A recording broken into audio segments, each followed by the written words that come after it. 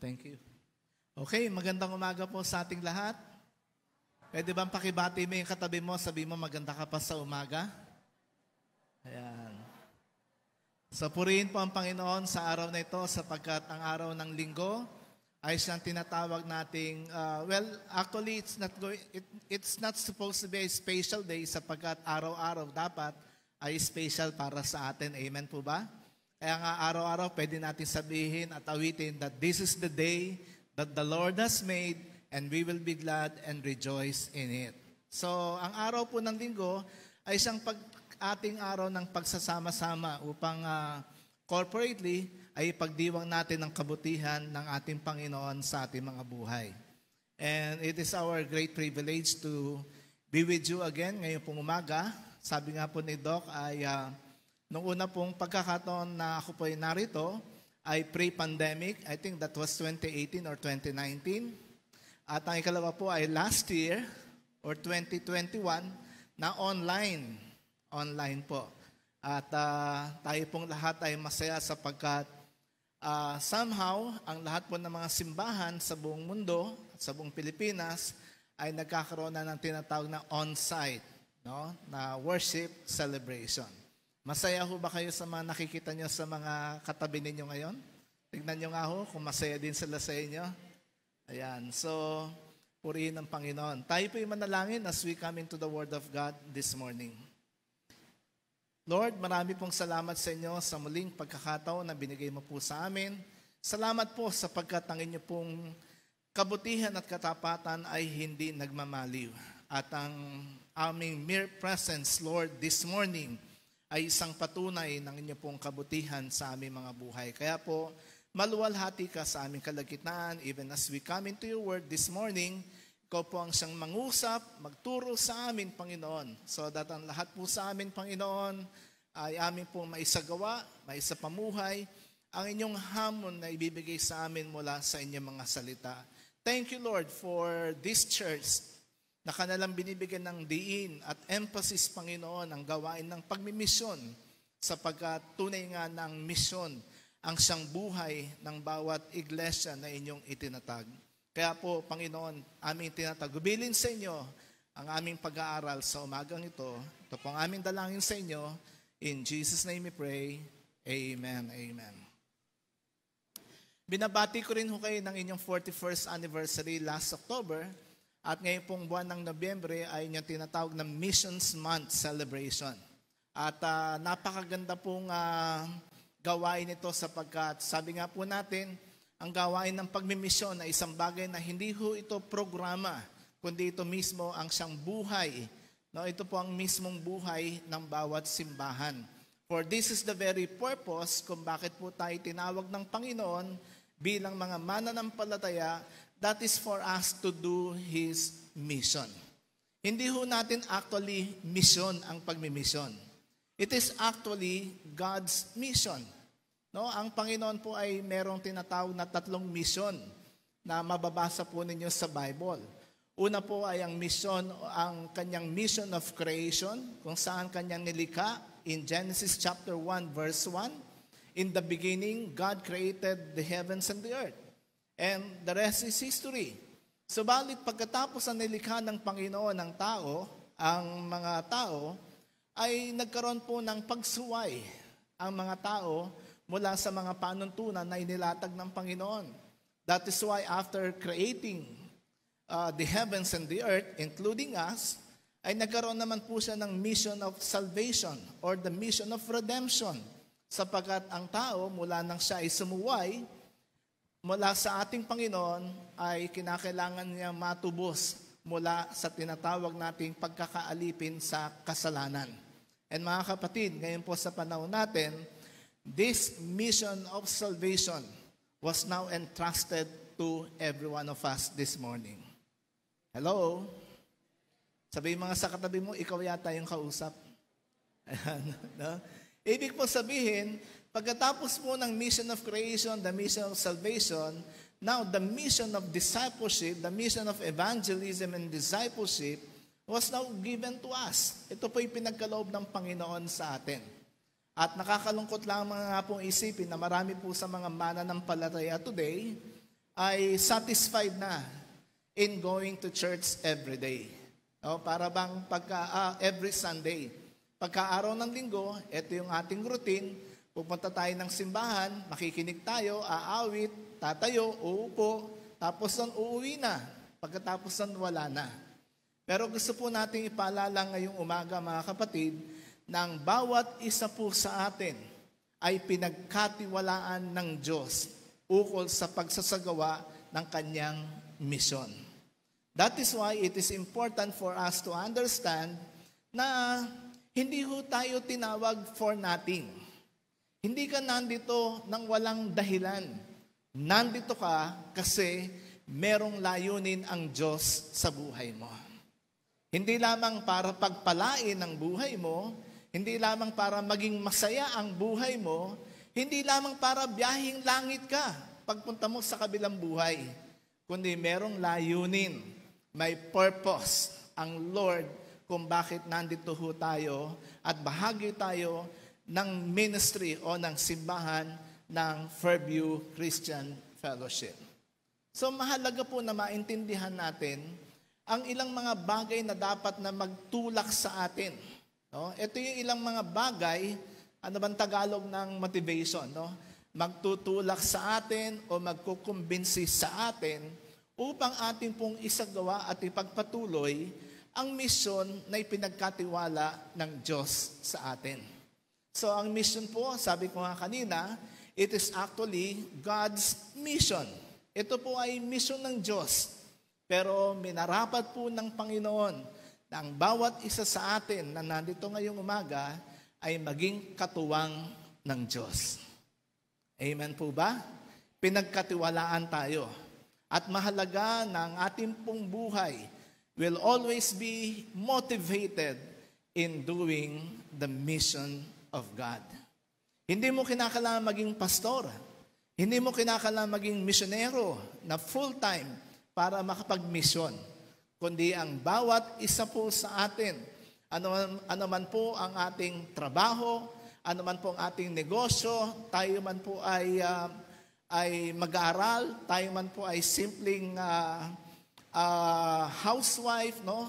Ano man larangan ng buhay na ating ginagalawan, lahat po tayo in one way or the other ay merong kontribusyon towards fulfilling the mission of God. That is why we have to keep ourselves always motivated. Kasi yun ang gusto ni Lord sa atin. Na aware tayo, alam natin na meron tayong tungkulin. Alam natin na tayo ay pinagkatiwalaan ng ating Panginoon. Amen po. So, ano ang mga dapat na mga bagay, katotohanan na magtutulak sa atin? Dito po sa 2 Corinthians chapter 5, verses 11 to 21, ay makikita po natin dito ang isang sulat, no, na ginawa ni Apostle Pablo, especially among the churches that he has planted. At ang iglesia po sa Corinto ay isa po sa mga simbahan na naitatag ni Apostle Pablo during one of his missionary journey. Makikita po ninyo sa aklat ng mga gawa in Acts chapter 18 na kung saan nandun po nakatala ang istorya, no, ang pagkakatatag ng iglesia sa Corinto. And ito pong 2 Corinthians ay pangalawa po sa mga aklat na sinulat ni Apostle Pablo para sa mga taga-Corinto. Alam niyo kung bakit? Kasi po, during that time, unfortunately, ang mga Corinthian believers ay medyo may konting mga pasaway. No? The church during that time in Corinth were not going fine. No? Meron po mga maling, mga iba't ibang mga practices, merong iba't ibang mga paniniwala. They came even to the point of parang sinasabi nila, hindi naman totoong apostle si Apostle Pablo. Hindi totoong meron siyang authority from God to preach and to share the gospel. So, that is why the Apostle Paul has to write them. No? Kinakailangang sulatan sila at ipaalala sa kanila na ang simbahan bilang katawan ng Panginoon sa Corinto has to be back on the right path. Parang sa panahon natin din, di ba, minsan may mga simbahan, sabi nga nila, problematic. Kasi if you're going to read the book of Corinthians, lalo na po yung unang Korinto, ang dami pong issues. Merong issues ng pagkakahati-hati, merong issues ng incest, merong issues ng mga maling doktrina. Talagang sabi siguro, kung si Apostle Pablo ay buhay ngayon, napapakamot ng ulo dahil parang, sabi niya, masyadong problematic itong simbahan na ito. And that is why the Apostle Paul has to write them and remind them that they have to get back on the right path. Kaya po, mahalaga na maintindihan natin na sa sulat po ni Apostle Pablo dito sa mga Tagorinto is that he was giving them an emphasis, na si Pablo ay hindi isang bulang propeta, hindi siya isang tagapangaral na what we call today as fly-by-night. He was actually giving an emphasis that he was an ambassador of Christ. Siya ay kinatawan ni Kristo. At sinasabi niya sa mga taga-Korinto na kayo din bilang mga mananampalataya sa Korinto ay tinawag din kayo bilang ambassador ni Kristo. That is why in his, dito po sa passage na mababasa natin later on, he was clearly teaching them. Tinuturo niya sa kanila kung sino ba tayo. Ano ba ang dapat na maging pagkakakilala natin sa ating mga sarili bilang mga mananampalataya. And the Apostle Paul was telling them na you are not just a mere Christians, hindi lamang kayo simple mga Kristiyano o mananampalataya, but God has a special calling on you. Ano po yung calling na yon? Tayo pong lahat ay mga tinatawag na buhay. We are Christ, living ambassadors. And that we should always be motivated bilang mga ambassadors ni Kristo, mga kinatawan ng Panginoon. We should always be motivated to do His mission.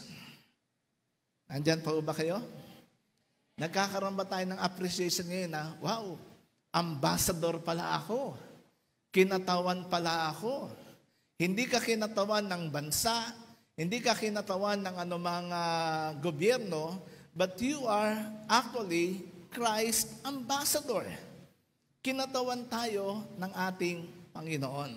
Kaya po, mahalaga na makita natin ang ating role. So, what should motivate us in doing God's mission? Number one, we have to remember na isa po sa mga dapat na magtulak sa atin upang magampanan natin ang ating panawagan to be Christ's ambassador is that we have to realize the fact that we have the fear of the Lord in us. Nasa atin po ang takot. We have to have this fear of the Lord na siyang dapat na bilang mga kinatawan ng Panginoon so that we would be able to do our mission. Dapat to yung ating takot sa Diyos ang siyang magkokontrol sa atin. Ito ang magtutulak sa atin upang ating gampanan ang panawagan natin bilang mga kinatawan ng ating Panginoon. In verses 11 to 13, ang sabi po rito ni Apostle Pablo, since then, we know what is it to fear the Lord, and we try to persuade others. Sa Tagalog po, sabi ni Apostle Paul, naiintindihan namin, nauunawaan namin kung ano ang ibig sabihin ng pagkakaroon ng takot sa Diyos. Ngayon, takot na ito, hindi ito nagdadala sa amin para maging paralisado kami. Kasi di ba usually tayo ngayon, pag may fear tayo, may takot tayo on the physical, on the natural, napaparalyze tayo. Hindi na tayo makagalaw, hindi na tayo makapag-isip ng maayos, and normally, fear paralyzes faith. So yun po yung natural ngayon. Pero dito po, what the Apostle Paul was saying is that, sabi niya, we know, naiintindihan namin, alam namin kung papaano magkaroon ng takot sa Diyos. At ang sabi niya rito, that fear of the Lord does not paralyzes us, but that actually help us to persuade others to believe in Jesus Christ. In other words, mga kapatid, kapag tayo pala ay merong totoong takot sa Diyos, ang takot natin ito ay hindi magdadala ng ito magdadala ng pagkaparalisa ng ating pananampalataya, but it will help us become more active in persuading others to believe in Jesus Christ. Amen po ba? Yun ang magtutulak sa iyo para sabihin mo sa ibang mga tao kung sino ang ating Panginoon. So, sabi natin po dito, fearing the Lord does not mean that we live in constant fear. No? Hindi ho ibig sabihin ito na yung takot natin sa Diyos, parang takot natin sa mga berdugo, sa mga sadista na aabangan ka, pag magkamali ka, hahatawin ka. No, it's not like that. The fear of the Lord actually is that we live a lifestyle, nabubuhay tayo ay namumuhay sa mundong ito, na alam natin, aware tayo doon sa plano at layunin ng Diyos sa buhay mo. At kanina pa po, sinasabi natin na ang layunin ito ng Diyos sa atin is for us to be His Christ ambassador. So, isa po sa mga tawag ng Diyos sa atin ay we are to be His living ambassador. Sabihin mo nga sa sarili mo, ambassador ako ni Christ. Diba? So tayo ho ay ambassador ng ating Panginoon. And mga kapatid, isa po sa mga bagay na dapat magtutulak sa atin so that we could do God's mission ay yung magkaroon tayo ng takot sa ating Panginoon. Alam niyo po, bilang mga kinatawan ng Panginoon, tayo pong mga mananampalataya today, we were all given a mandate. Meron po tayong mandato. Kaya nga sinasabi po natin ng gawain ng pagmimisyon is not only limited to the pastors, not only limited to the evangelists, not only limited to the missionaries. Lahat po tayo. Sabihin nga natin, lahat tayo.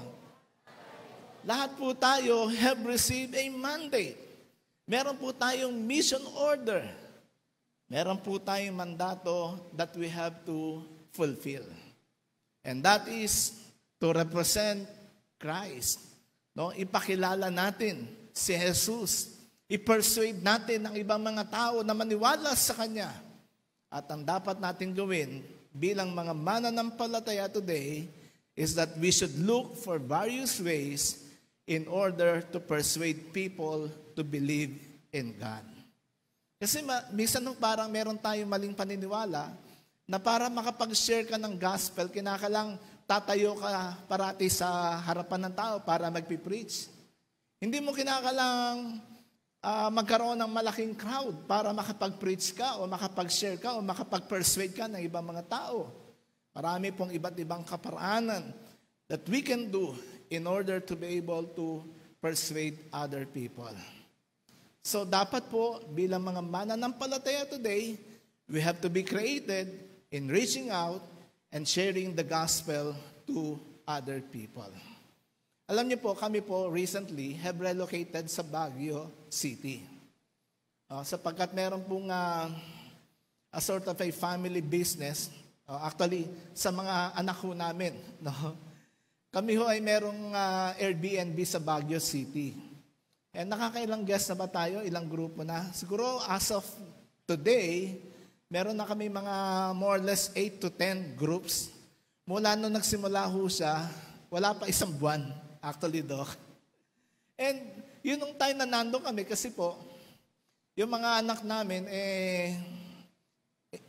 initially, we plan to relocate sa Ilocos Norte, sa hometown ng asawa ko. Pero sabi nila parang masyado malayo. Hindi kayo mapupuntahan. Basta-basta. Tsaka yung mga apo ninyo, kasi meron ho kaming apo na 6 years old at tsaka 2 years old. Na talagang enjoy na enjoy ho kami. no, having our grandchildren. Although hindi naman kami apostolic ministry, meaning they don't live in us and we don't live with them. So, occasionally, once a week, we see each other. Pero alam niyo ho, nung nasa Baguio kami, yung po more or less 8 to 10 na yon, iba't ibang grupo, iba't ibang pamilya, but we had the time interacting with them kasi ilang beses na pinapakilala ako ng asawa ko kahit hindi ko alam na pastor ako. Kasi Doc, siya lang usually yung umaharap. Ako support ho ako sa asawa ko dahil siya lang talaga, dahil hindi ho pwedeng marami ang exposed. No? Kumbaga sa mga tao doon, kasi pag sila ho'y nakabook doon, kanila ho yung buong bahay. No? Wala ho kami dapat na, but we had this time of fellowshipping with them. No? In fact, isa nga ho doon sa guest namin na merong hotel and resort sa Legazpi, sa Albay, before they left, no? Sabi niya, Pastor, can you pray for us bago kami umalis? No? Ibig ko pong sabihin, mga kapatid, kahit ano man po yung ginagalawan natin, ano man po yung ating binibigay ng Diyos na opportunity sa atin, we have to find ways in order to be able to reach out and share the gospel to these people. Amen po ba? Why?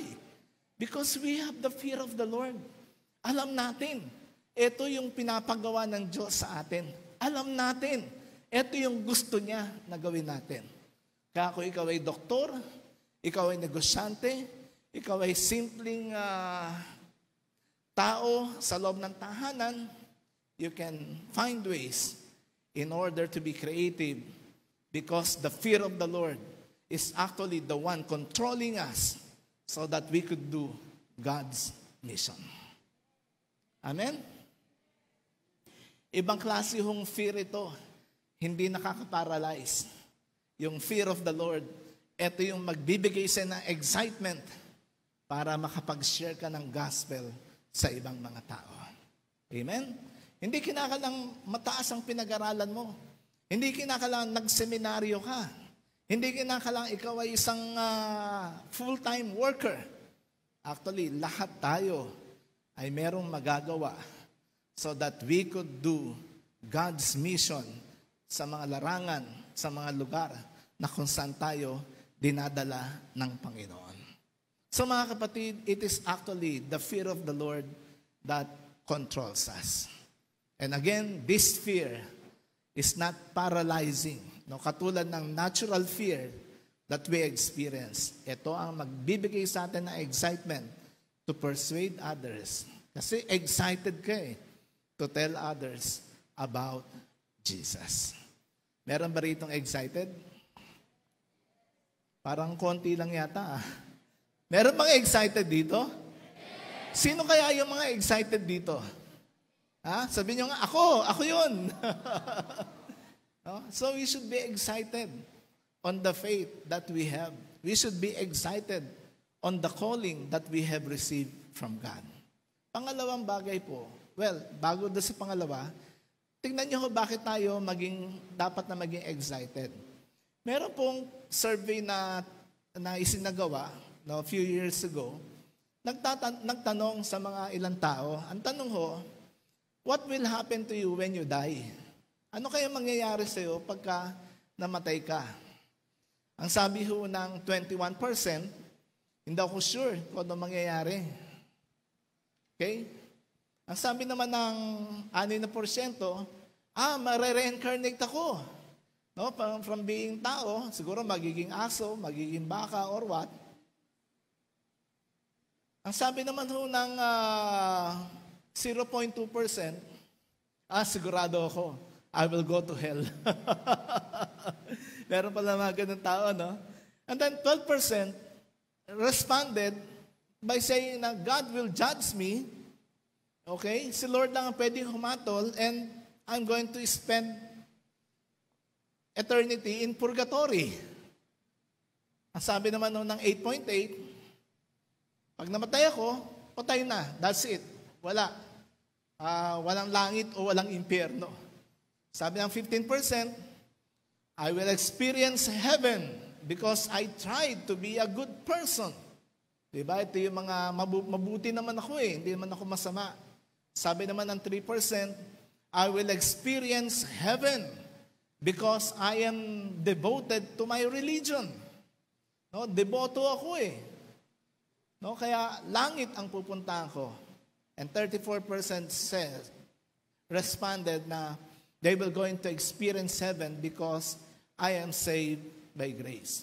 Only 34% are quite sure ng kanilang magiging destinasyon kapag sila ay namatay. In other words, napakalaki pa ho ng porsyento. Ilan ba yan? Mga 66%? Tama ba ang mathematics ko? 6% pa rin ng kabuuan ng populasyon. Siguro hindi lamang po doon sa 100, kundi generally, 66% of the people around us are not quite sure what will going to happen to them when they die. Probably, you have the answer sa katanungan ho na ito para sa kanila. Hello? Nasa inyo ho ang sagot para matugunan nila ang tanong na ito. And that is why we have to do it, because it is the fear of the Lord that controls us. Pangalawang bagay po na dapat na magtulak at dapat na talagang mag-push sa atin to do God's mission is that it is actually the love of God that compels us. In verses 14 to 17, makikita ho natin yan. Ang sabi po dito ni Apostle Pablo, for the love of Christ controls us. Or sa ibang translation po, the love of Christ compels us. Having concluded this, that one died for all, and therefore all died.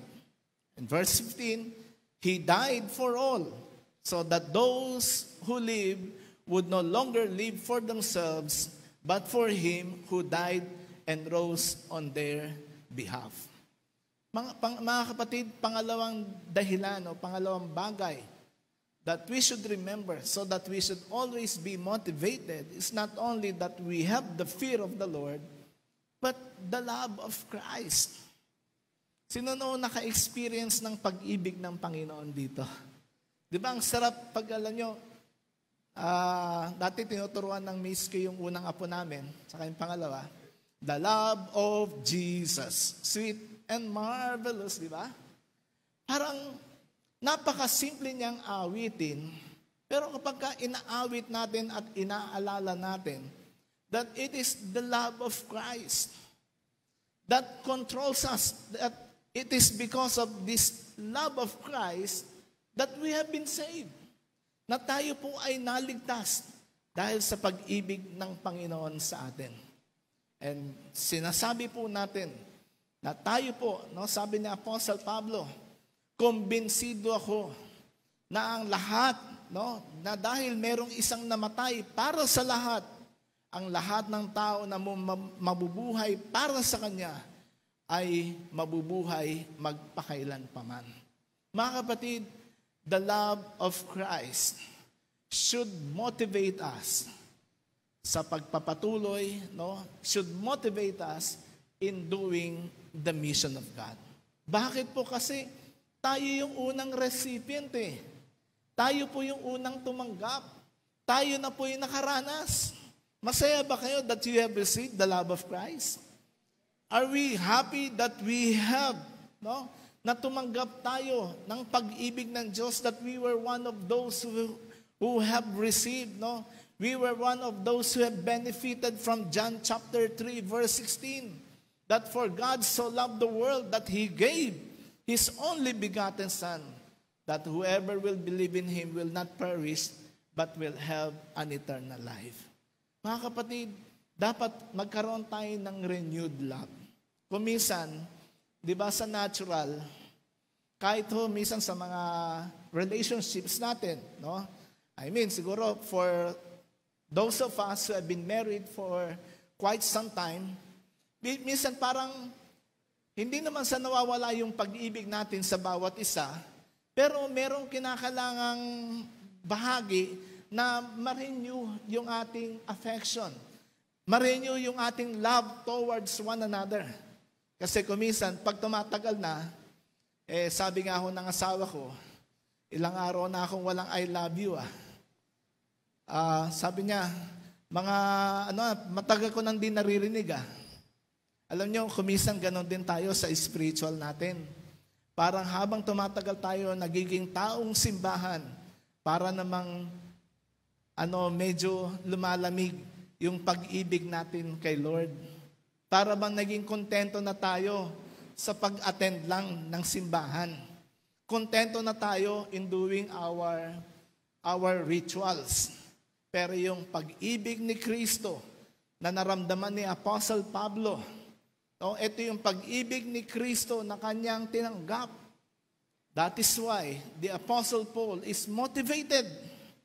Nakikita niya ang mga tao sa paligid niya na nangangailangan din ng pag-ibig ng ating Panginoon. Alam niyo po, ang dami mga tao ngayon, ito ho yung mga karanasan nila. Again, from a survey that was conducted several years ago, alam niyo ba, lalo na nung pandemic, ang daming mga taong discouraged, ang daming taong mga depressed, ang dami hong tao na talagang they're experiencing loneliness. Kuminsan, kahit na nasa bahay, feeling niya lonely pa rin siya. Alam niyo po mga kapatid, we need to bring the love of Christ to them because many people are suffering with this difference. Sabi nga, mga mental issues ngayon na napakaraming mga tao. Tingnan niyo yung data. 52% ho yung pinakamarami na nagsasuffer. Alam mo ba niyo kung anong age bracket nila? Sila yung nagsasuffer, sila yung mga 18 to 24 years old. Kumisa parang isipin mo, bakit? Ito yung mga Gen Z to, di ba? May Gen Z ba rito? Hello? Di ba, pagka nakikita mo sa Facebook, parang ang dami niyang friends. Ang dami niya parang feeling ganito, feeling blessed, feeling happy. Pero sa totoo pala, 52% of them are suffering from discouragement. Depression. 58% of them are suffering from depression. And loneliness, sila pa din ho yung pinakamarami, 66%. Alam niyo parang mga tao ngayon, di ba? Kasi ano ba ang tawag natin doon mapalad ho kami ng mga pinanganak ng, sabi nila 1950s to 1990. Na yun talagang, yung kaibigan mo, totoong kaibigan, hindi lang friend request na kinonfirm mo. Ngayon ang daming tao, ganyan They feel very discouraged. They feel very depressed. Loneliness. Kaya kailangan nila ng love ni Jesus. Amen po ba? Baka may kakilala kayo na ganyan po ang kaso. Ano pa? Yung iba may problema rin ng anger management. Naku, 18 to 24. Ano bang age bracket na nandito? Siguro iba sa atin, 45 to 54. Medyo, siguro yung mga age natin, mga 55 years older, mababa na. Yung, sabi nga namin ngayon, 19%. Matanda na tayo We cannot afford na magkaroon pa tayo ng kaaway. Parang enjoy life na lang. Pero yun hong 18 to 24, ang dami may problema sa anger management. Worrying about the future. Ang dami ho ngayon. 73%. Walang certainty. And mga kapatid, again, sasabihin ko po sa inyo na tayo ang may hawak ng susi para ma-overcome ng mga tao ang mga issues nito ng kanilang buhay. And even viewing pornography, about 46% of them are addicted in viewing pornography. Si mga kapatid, ito ho yung iba't ibang klase ng mga tao that are represented today. Ito po yung iba't ibang mga tao who, in one way or the other, are in need of God's salvation. They are in need of God's love. At ang pag-ibig ni Kristong ito ay nasa sa atin pong mga kamay. Amen po ba? Hello? Nasa atin ang susi. Kaya po, kinakailangang ma-realize natin, yes, we have the fear of the Lord in us. Okay? Nasa atin ang pag-ibig ng Panginoon. Ang takot na meron tayo dapat sa Panginoon. But we also have to realize that it is the love of God that compels us to bring the gospel to these people. No, lahat to, sino sa inyo merong 1,000 na kaibigan sa Facebook? Iba nga sa atin parang, nag-create na ng panibagong account kasi sobrang dami na. No? Pero doon sa sobrang dami ng kaibigan ninyo, ilang kaya sa kanila ang nagsasuffer ng mga issues na to ng kanilang buhay? And again, mga kapatid, ang kasagutan ay nasa ating mga kamay. The love of God should compel us so that we can bring the gospel to these people. Pangatlo, yan. Okay. Hanapin ko lang sa notes ko dito. Yan.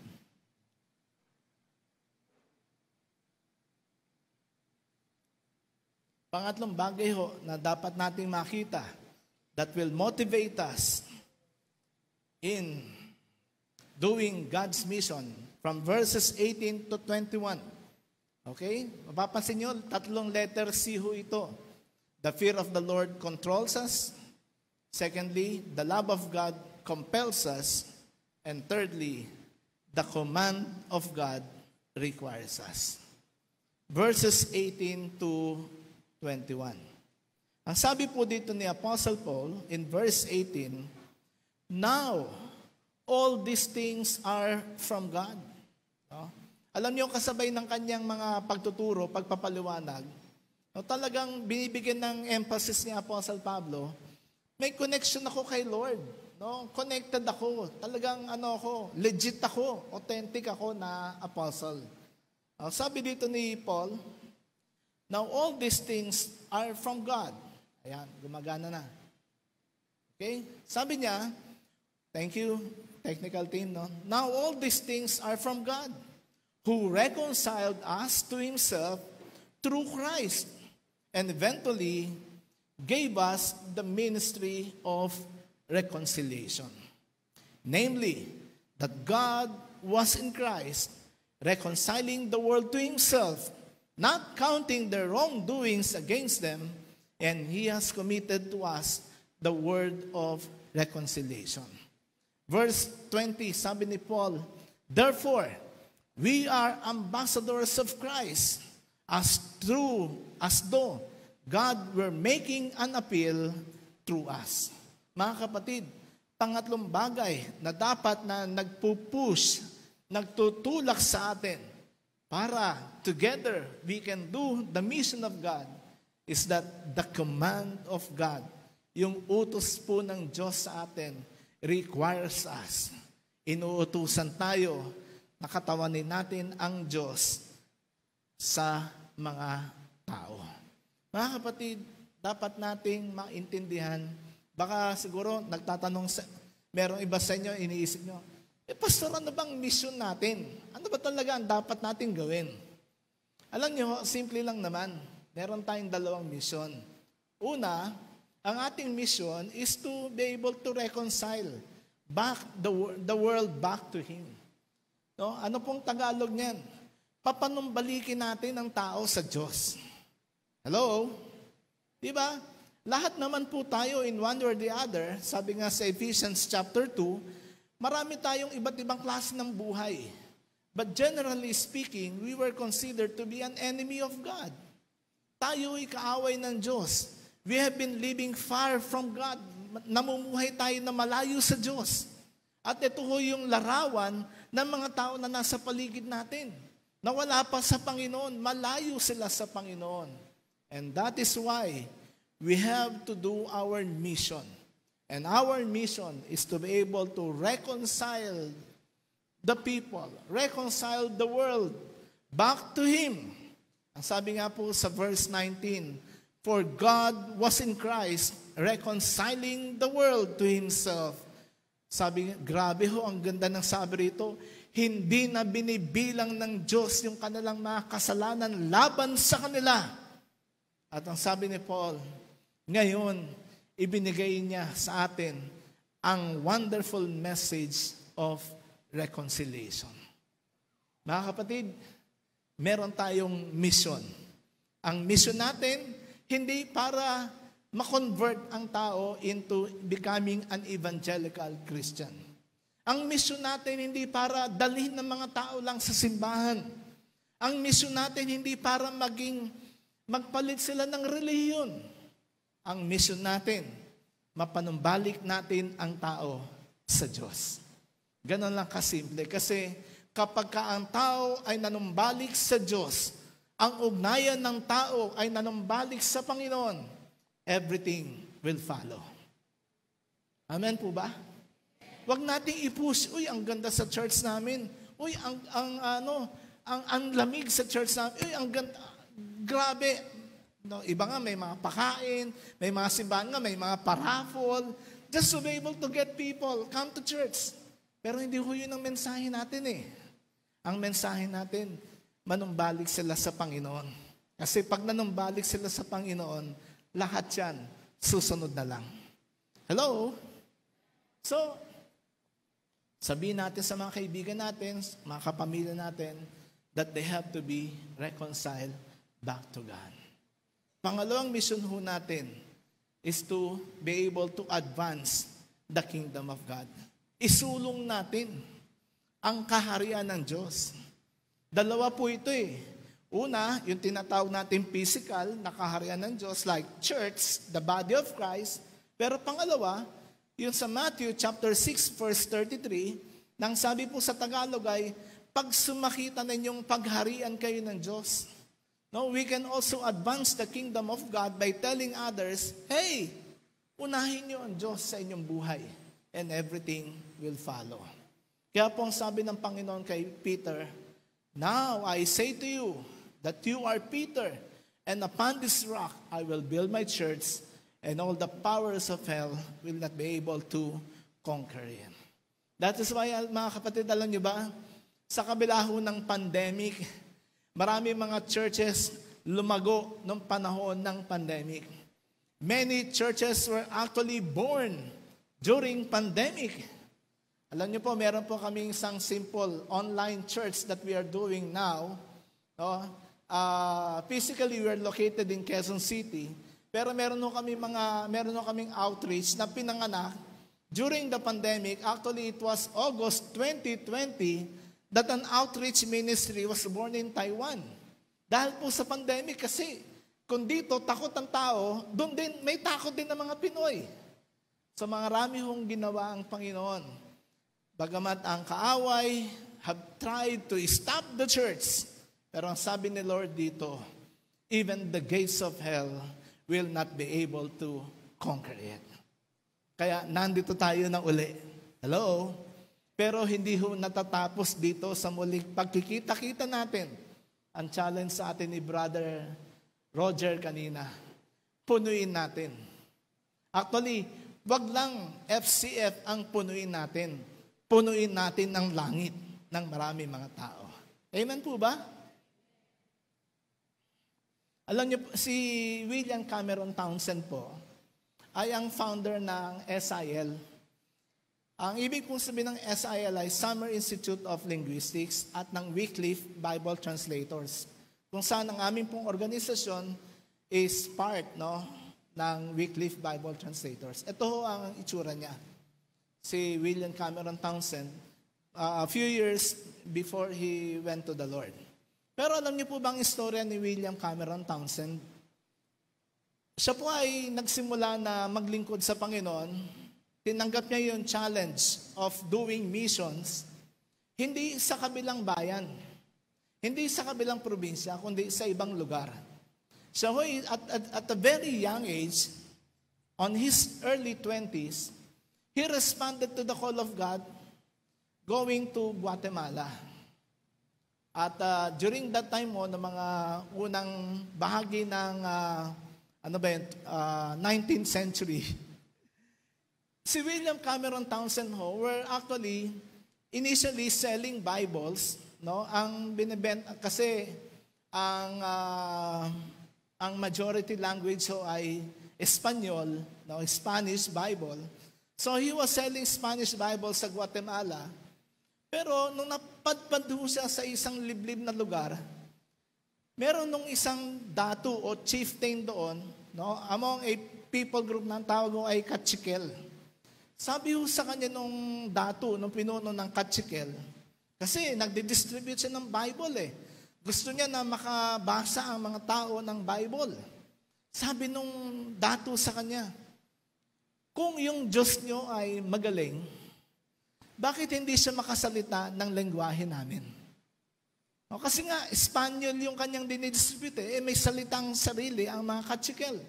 If your God is smart, so smart, why can't He speak our language? Bakit hindi siya marunong magsalita ng Kachikel? Ganon din siguro yung lengguwahe ng ibang mga minority people group dito sa atin. Kung si Lord magaling, bakit English Tagalog lang? Bakit Ilocano? Bakit Cebuano lang? Bakit hindi siya marunong ng Kinarea? Bakit hindi siya marunong ng Teduray? Bakit hindi siya marunong ng Ata Manobo, Dulangan Manobo? That is why it has become our mission sa PAP na dalhin ang salita ng Diyos sa mga people group na ito na mayroong pangangailangan ng salita ng Diyos in their own language o in their own dialect. Pero si Cameron Townsend because of that challenge na tinanggap niya, alam niyo, ginawa ni Cameron Townsend, tinigilan niya na mag-distribute ng Spanish Bible. Anong ginawa niya? He decided to live with the Kachikels. Namuhay siya doon. And in less than 10 years, he translated the New Testament from English or from the original word into Kachikel. And because of that, many Kachikels, marami pong mga taong tribo doon sa Kachikel ang nakakilala sa Panginoon dahil sa translated word. Mga kapatid, we just need to be creative. And first and foremost, we need to be obedient. Kinakailangang sumunod tayo. Kahit na hindi natin alam kung ano ang mangyayari, lalo na sa gawain ng pagmimisyon, sumunod lang tayo kasi si Lord may gagawin. Amen po ba? Alam nyo, dahil sa ginawa ni Cameron Townsend, ang Translators Association ay dumating. Ipinanganak dito sa Pilipinas. Ano ang aming layunin? Ang layunin po ng TAP is to be able, naniniwala kami, that no one is insignificant to receive God's word in their own heart language. Lahat po ng grupo ng mga tao. May idea po ba kayo ilan ang salita, lengguwahe na sinasalita sa buong Pilipinas? Ha? Sino gustong humula? Alam niyo, meron tayong 185 languages being spoken dito sa buong Pilipinas. Sa buong mundo, halos 7 milyon na salita ang sinasalita. So ang mission namin, dalhin sila. Dalhin ang salita ng Diyos sa kanilang mga lengguwahe para hindi na nila sabihin na bakit hindi marunong si Lord ng aming lengguwahe. You know why we do these things? Because we are motivated. We have the fear of the Lord in us. We have the love of God. We have experienced God's love. Alam niyo, ang dami mga taong tribo that because now they were able to understand the Word of God in their own language, now they have become Christians. Yung dating mga namumugot ng ulo, yung mga dating mga pumapatay, because of the Word of God, because the Word of God has come to them, now they have become a believer of Jesus Christ. Alam niyo ho, hindi madali, pero kaya. Ang pagmimisyon, hindi madali, pero kaya. As long as we have the fear of the Lord in us, we have the love of God, and the command of God for us to go, ay gagawin natin, kakayanin natin. In other words, mga kapatid, we must always find ways. Hindi ho katwiran na may edad na ako eh. Hindi rin katwiran na masyadong bata pa ako. We have to find ways. Let's gayahin natin ang video. We find ways. Alright? Serving others is connecting people to God. Kung minsan kahit hindi ka nga mag-preach yung mahalin mo lang, paglingkuran mo lang, you are somehow connecting people to God. And we are to be always on the go in serving God, regardless of our age. Ano man ang edad mo, ano man ang katayuan mo sa buhay, lahat tayo ay tinawag na maging kinatawan ng Diyos para sa buong sanlibutan. We are never too young or too old to be able to serve God. Alam niyo ba mga kapatid na one day, in Revelation chapter 7 verse 9, okay? Pwede ba natin basahin ng sabay-sabay? Ready? Go. After these things, I looked, and behold, a great multitude which no one could count, from every nation and all the tribes, peoples, and languages, standing before the throne and before the Lamb, clothed in white robes, and palm branches were in their hands. Itong Revelation 7:9 ay isa po sa mga prophecy na nakita ni John na mangyayari in the future. Sabi niya, in the future, ang heaven daw, mapupuno ng maraming tao. Kasama ba kayo doon? Parang dito lang yata kumbinsido. Dito wala ko narinig. Kasama ba tayo doon? Ayun, dumami na. So sabi niya, heaven will be filled with great multitude. And it will be coming from every nation. Iba't ibang bansa, iba't ibang grupo ng mga tao, iba't ibang tribo, iba't ibang mga tao. Merong unat, merong kulot, merong maiti, merong maputi, iba't iba. And iba't ibang lengguwahe. At ang gagawin daw nito is that they will going to worship the Lamb of God. Mga kapatid, let us be part of this great multitude. Pero, ang challenge po sa atin, wag lang tayo maging bahagi, kundi magtulong-tulong tayo. Hindi lamang para punuin ang Fairview Christian Fellowship at magkaroon ng multiple services, kundi magtulong-tulong tayo, punuin natin ang kalangitan. At mangyayari yon kapag lahat tayo ay nakita natin na tayo tinawag para maging ambassador of Christ. And we should have the fear of the Lord that will control us. We should have the love of God that will compel us to do it. Sa daming taong nangangailangan. And we should be motivated because the command of God requires us to bring people to Him. Manalangin po tayo. Lord, marami pong salamat sa inyong hamon sa amin ngayong umaga that indeed, hindi mo kami tinawag para lamang maupo at makinig, kundi tinawag mo kami para humayo, gumawa ng mga disipulo, ipahayag ang inyong mga salita, at maging bahagi kami ng pagpuno ng langit for the glory of your name. Lord, what can we say? But help us, God, tulungan mo po kami na magampanan namin ito in Jesus' name. Amen. Magandang umaga po sa atin lahat.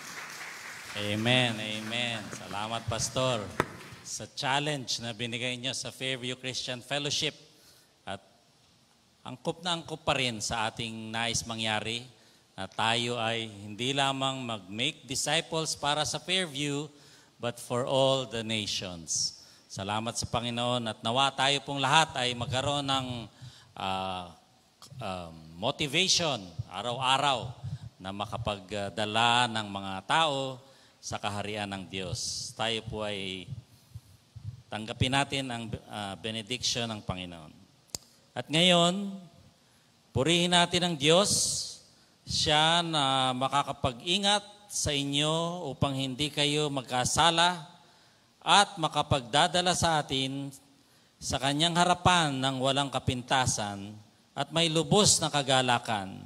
Siya lang ang Diyos at ating tagapagligtas sa pamamagitan ng ating Panginoong Hesukristo. Sa Kanya ang kapurihan, karangalan, kadakilaan at kapangyarihan mula pa noong una hanggang ngayon at magpakailanman. Sa ngalan ng Ama, Anak at Espiritu Santo. Amen at Amen. Maraming salamat mga kapatid. Magandang umaga po sa lahat. Diyan nagtatapos ang ating pananambahan. Ang ating pong mga miyembro ng Fairview Christian Fellowship ay inanyayahang manatili dito sa ating sanctuary dahil ngayon po yung last session na ating pag-uusapan ng amendments sa ating bylaws. So last session na po ngayon, stay behind. Iaakyat po ang ating konting merienda para tayo mag-fellowship at bladder break ng 5 minutes, 10 minutes, tayo po yung magsisimula na. Sa mga hindi po miyembro, kayo po ay inaanyahan din. Atin bang meron sa baba ba o lahat dito na? Lahat po ng snacks, pati po yung sa non-members pa ng Fairview Christian Fellowship, dito na po ay aakyat ang ating snacks at atin na lang pong hintayin dito. So, 10-minute break po, tapos tayo ay magsisimula sa ating amendment discussion. Magandang umaga sa lahat.